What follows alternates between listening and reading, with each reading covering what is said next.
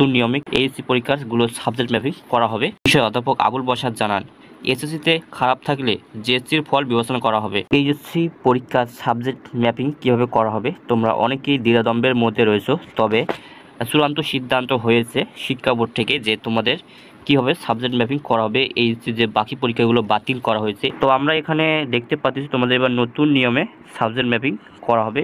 এখানে 11টি শিক্ষা বোর্ড নিয়ে গঠিত মুসা আন্তঃশিক্ষা বোর্ড সমন্বয় কমিটি, এই কমিটির পরীক্ষা নিয়ন্ত্রকের দায়িত্বে রয়েছেন ঢাকা মাধ্যমিক উচ্চ মাধ্যমিক শিক্ষা বোর্ডের পরীক্ষা নিয়ন্ত্রক অধ্যাপক মোহাম্মদ আবুল বশার, যিনি আন্তঃশিক্ষা সমন্বয় বোর্ড এবং ঢাকা মাধ্যমিক উচ্চ মাধ্যমিক শিক্ষা বোর্ডের পরীক্ষা নিয়ন্ত্রক। তিনি এখানে বলেছেন যে প্রক্রিয়ায় ফল প্রস্তুত করা হোক না কেন, পরীক্ষার্থীরা যেন সর্বোচ্চ সুবিধা পায় সেভাবে সিদ্ধান্ত নেওয়া হয়েছে। মানে অধ্যাপক আবুল বশার, যিনি পরীক্ষা নিয়ন্ত্রক, তিনি বলেছেন যে প্রক্রিয়ায় তোমাদের ফল প্রস্তুত করা হোক না কেন, তোমাদের সর্বোচ্চ সুবিধা যাতে তোমরা পাও সেভাবে তোমাদের কিন্তু সিদ্ধান্ত নেওয়া হয়েছে। কোনো পরীক্ষার্থীর যদি এসএসসিতে খারাপ নম্বর থাকে তবে কীভাবে সাবজেক্ট ম্যাপিং হবে এ বিষয়ে অধ্যাপক আবুল বশার জানান, এসএসসিতে খারাপ থাকলে জেএসসির ফল বিবেচনা করা হবে। জেএসসিতে খারাপ হলে যে 7 বিষয়ে পরীক্ষা দিয়েছে সেগুলোতে কেমন ফল করেছে সেটিকে গুরুত্ব দেওয়া হবে। সর্বোপরি যেখানে পরীক্ষার্থীর সর্বোচ্চ বেনিফিট দেওয়া যায় আমরা সেটাই দেব। মানে পরীক্ষা নিয়ন্ত্রক অধ্যাপক আবুল বশার জানান যে তোমাদের যদি এসএসসিতে রেজাল্ট ভালো থাকে তারপর ভিত্তি করে তোমাদের কিন্তু যে এইচএসসিতে যে বাকি পরীক্ষাগুলো বাতিল করে সেই পরীক্ষাগুলো রেজাল্ট প্রস্তুত করবে। আর তোমাদের এসএসসিতে তোমাদের যদি রেজাল্ট খারাপ থাকে জেএসসি রেজাল্ট বিবেচনা করবে।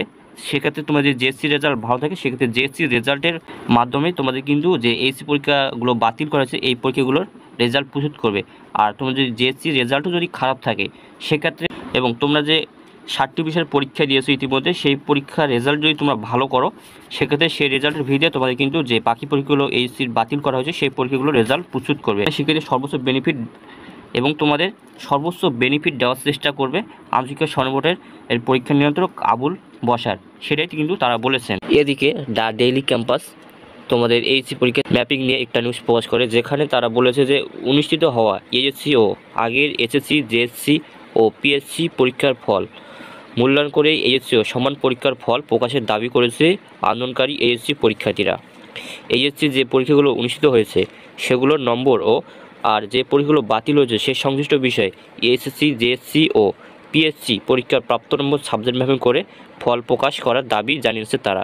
মানে এখানে এইচএসসি পরীক্ষার্থী বলেছেন যে এইচএসসির যে পরীক্ষাগুলো অনুষ্ঠিত হয়েছে এবং যে পরীক্ষাগুলো এখনও অনুষ্ঠিত হয় নাই বা বাতিল করা হয়েছে যে পরীক্ষাগুলো, সে সংশ্লিষ্ট বিষয়ে তোমাদের এসএসসি, জেএসসি ও পিএসসির পরীক্ষায় প্রাপ্ত নম্বর সাবজেক্ট ম্যাপিং করে ফল প্রকাশের দাবি জানিয়েছে বলে এইচএসসি পরীক্ষার্থীরা। এটা কিন্তু সম্পূর্ণ দ্য ডেইলি ক্যাম্পাস ভুয়া নিউজ প্রকাশ করেছে, মন গড়া নিউজ প্রকাশ করেছে। হুদা এই নিউজটা তারা প্রকাশ করেছে, এই নিউজটা তোমাদের পুরোপুরি ভুয়া। এবং জাগো নিউজে যেই কটি বলেছে অধ্যাপক আবুল বশার পরীক্ষা নিয়ন্ত্রক, সেটা কিন্তু তোমার নতুন নিয়মে সাবজেক্ট ম্যাপিং করা হবে। এইচএসসি পরীক্ষার যে পরীক্ষাগুলো বাতিল করা হয়েছে ওটাই কিন্তু তোমাদের চূড়ান্ত সিদ্ধান্ত হয়েছে শিক্ষা বোর্ড থেকে। আন্তঃশিক্ষা সমন্বয় বোর্ড এবং ঢাকা মাধ্যমিক উচ্চ মাধ্যমিক শিক্ষা বোর্ডের পরীক্ষা নিয়ন্ত্রক মোহাম্মদ অধ্যাপক আবুল বশার তিনি বলেই দিয়েছেন পরিষ্কারভাবে তোমাদের নতুন নিয়মে এইচএসসি যে বাকি পরীক্ষাগুলো বাতিল করে সেই পরীক্ষাগুলো রেজাল্ট প্রস্তুত করবে। তোমাদের এসএসসির রেজাল্ট যদি ভালো থাকে সেক্ষেত্রে এসএসসি রেজাল্টের ভিড়ে তোমাদের এইচএসসি যে বাকি পরীক্ষাগুলো বাতিল করে সেই পরীক্ষাগুলো রেজাল্ট প্রস্তুত করবে।